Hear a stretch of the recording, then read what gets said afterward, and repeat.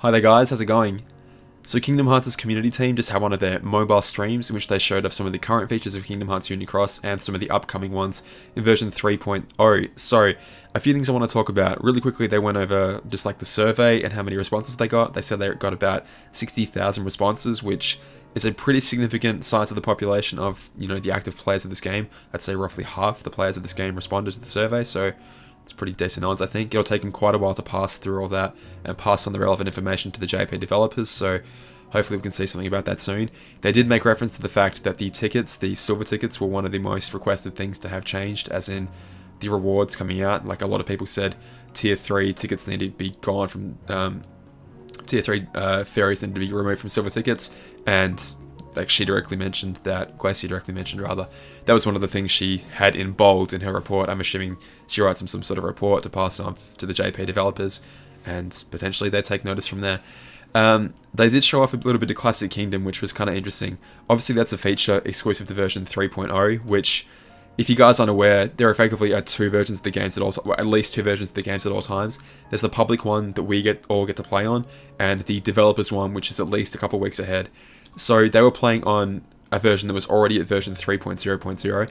They kept it very tight under wraps. Like, they didn't go ahead and switch back to the main menus or anything like that, where they had in the past. One of them past mobile streams, which I don't know if you guys have been watching my channel for a while, but effectively they were running on an updated version without noticing, perhaps. But in any case, they showed off a bunch of banners that were inside it, like a brand new Kari banner that hadn't come out yet. Anyway, the point is they're running on version 3.0, but they very much kept it on this Classic Kingdom screen. So what really interested me here was the fact that there's a ranking system in the top right of that screen there. So that way, from my camera there.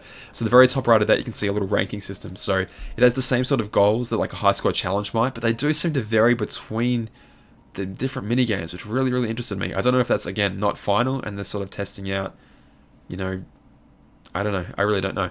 But the point is, it makes me think of like a high score challenge of a PvP, of PvE, where there is always a ranking element, therefore there is a prize associated with it, and usually it's some sort of pay to win mechanic of, you want the better prizes, you better rank higher, and therefore usually spend higher to get there. So it makes me think of, I don't know, like we know in Coliseum you need the best medals, right? You need the best, typically either PvE or AoE or single target medals to clear multiple rounds. PvP, obviously you want single targets with the best traits, the best extra attack, negative ground, what have you. And high score challenges, obviously you need specific medals that award you the most bonus points. Here, I don't know how you might get bonus points. Unless you could, I don't know, VIP buys you more time to get a higher score, or awards you like 10% additional points. I don't know how they might introduce a PvP system. And so as much as I do think whenever they introduce a new mechanic, it's usually to try and get more money out of people. Call me naive, but potentially this could be just a fun little minigame for us to enjoy. I don't know. I mean, obviously Sora has this little device in his pocket through Kingdom Hearts 3 and gets to play these minigames whenever he likes. Like, they've already said that this X-Stress, I don't know what it's going to be called, effectively Kingdom Hearts' third year, is going to be reminiscent of what Sora has on him. So, I don't know, maybe this is just a cool little minigame we can participate in. It's not based on your medals whatsoever, it's just based on your skill at, mucking around that little minigame. I kind of hope so. I don't know what sort of rewards would be associated with this, if any. That's their capture card, not mine. I don't know, yeah, potentially tickets? I don't even know. Maybe just regular experience medals, or like fairies might drop out of this, who knows. I don't know if it's going to be like, because obviously rankings have to end at some point, right? If it is like a regular monthly, weekly competition, are there weekly rewards behind it? Do they remix the games a little bit and be like, okay, this week you get additional points in Fishing Frenzy, or this week, the bad fish move faster, or something like that? I don't know. I'm really curious to figure this all out. If you guys have any ideas, something, let me know. JP's updating to version 3.0.0 right now, so apparently that's going to take a few hours for the update to be fully complete, but I guess we'll figure that out when it happens, I guess. Couple little other things. Emily, the girl that we haven't seen on stream before, sort of teased out that the Ava banner was coming pretty soon. I don't know why the Ava banner would come first and then not the rest, but I assume... Okay, well, it's interesting. Are they going to do Ava first and then the same release order as JP, for example, or are they going to dump all 5 simultaneously? If they dump all 5 4 simultaneously, that could be really cool for us because you could have a chance of drawing each foreteller in the other one's banners, which, if that is the case, I'd be really, really, really happy with. I mean, again, it'd be a minute, tiny little chance, but hey, it's a chance, right? That'd be pretty sick, because that'd definitely make me want to pull from them even more. But next they came to this, so I really want to go over this because I really strongly disagree with what was said here. I'll let it play first, then we'll talk about it, so it should be starting in 3, 2, 1.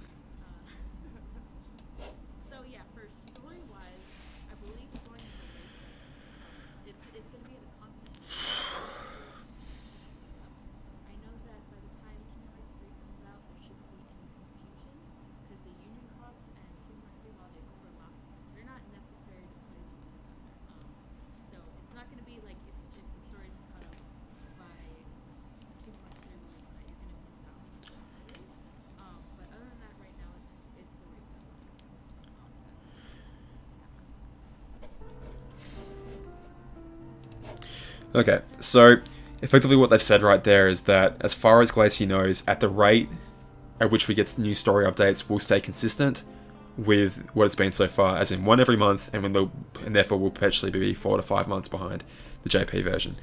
But this shouldn't be a problem, because even though the Kingdom Hearts Union Cross story overlaps with the Kingdom Hearts 3 story, they're not necessary to understand each other, and therefore everything should be, completely fine. I really strongly disagree with that. I really, really strongly disagree with that. Nomura has come out and said several times how important the story of Kingdom Hearts Union Cross is to the story of Kingdom Hearts 3. And while it is the case, of course, that they're not going to make a game, they're not going to make every single game in the series prior to the sequel, Kingdom Hearts 3 in this case, necessary to have been played to understand the story of Kingdom Hearts 3. Sorry, I butchered that sentence. Of course there are going to be relevant information towards it. I mean, take a look just to my left right there, okay? So you'll see in a second, a little icon pops up. She accidentally presses the Switch app icon on the iPad, and that brings up the 4 apps that she has open. The settings, Kingdom Hearts Union Cross in its current build, the icon on the right, I guess Star Ocean, whatever, on the very left. And then second from the left, I'm assuming that's the new build of Kingdom Hearts 3, that classic Kingdom Hearts Union Cross, that the classic Kingdom minigames are running on. The 3 characters in that are Kingdom Hearts 3, Sora, Riku, and friggin' Kairi. You can't tell me that Kingdom Hearts 3 isn't relevant to Kingdom Hearts Union Cross, or that they overlap but aren't, that close together. And then have the frigging stars of Kingdom Hearts 3 appearing on the graphic, the icon for your friggin' app. Like, the original characters are gone from that. Skald and Ephemera have been overwritten with friggin' Kingdom Hearts 3 characters, and that's probably a big marketing push to get people really interested in Union Cross before Kingdom Hearts 3 launches. I understand all that, but still, that all the more proves my point, that you want to have the current and most relevant story updates out before Kingdom Hearts 3 launches. We are perpetually 5 months behind, right? We're about to go through hell of revisiting a ton of Disney Worlds, I shouldn't swear. We're about to go back through Enchanted Dominion, going to crawl through that, and then we're going to do a couple more laps around Disney Worlds for no real reason. All the while, JP is potentially going to be getting some actual story updates. From what Nomura has said, he's been like, sorry I've been neglecting the story lately, but I've been working on Kingdom Hearts 3. Okay, fair enough, I totally understand that. But, which is why we've had the filler Disney Worlds. But, would you mind, if JP's finally going to get back on track and get to some real relevant story again, can we have some of that too? And not have to wait 4 or 5 months for it?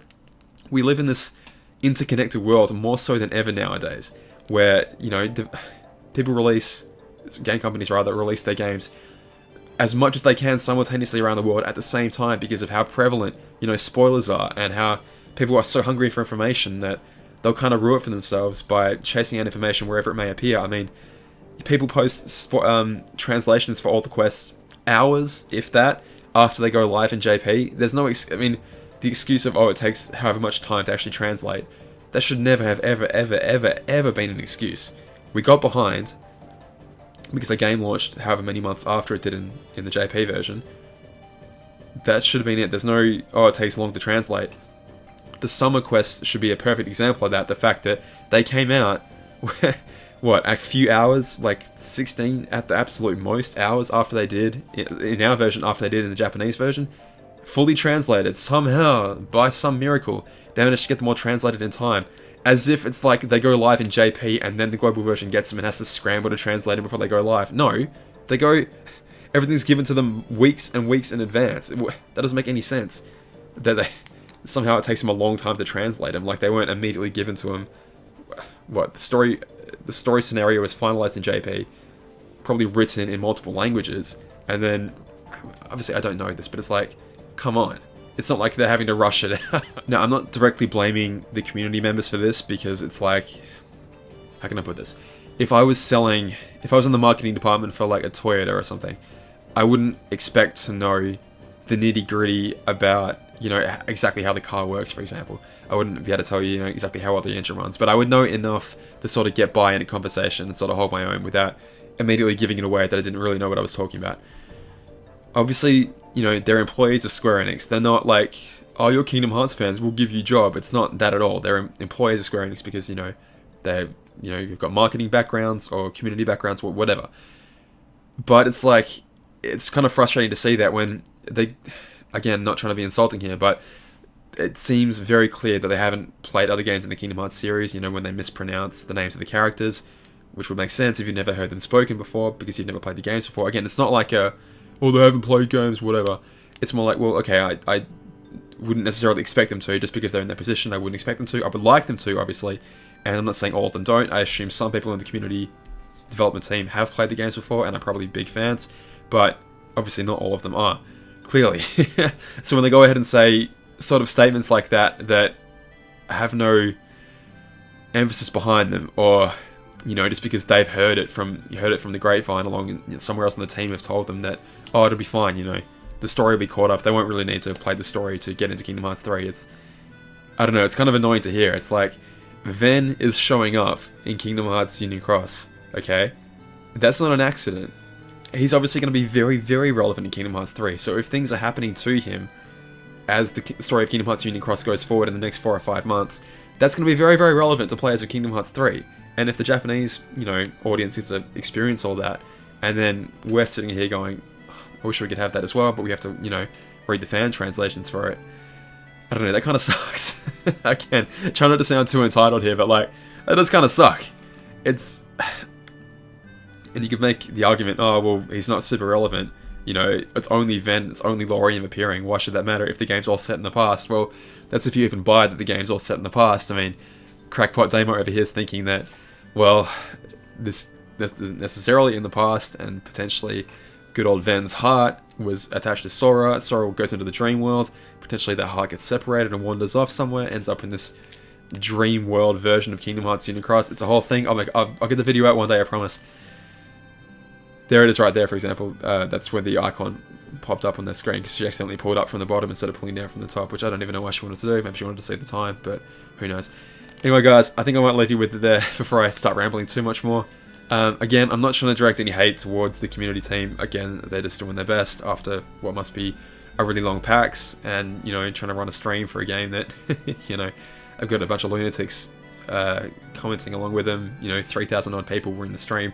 Hopefully we get up to 5,000 for like unique viewers for those rewards, but I don't know, I'm not super hopeful on that. Anyway, guys, I'm really keen to see what happens tonight. The JP version's updated to 3.0.0 right now. I'm really, really looking forward to what might come from that. Hopefully, like I said, we'll get that pretty soon in our version. Again, I imagine our game's only, a week, 2 weeks maybe behind their version, so see you guys later. All the best.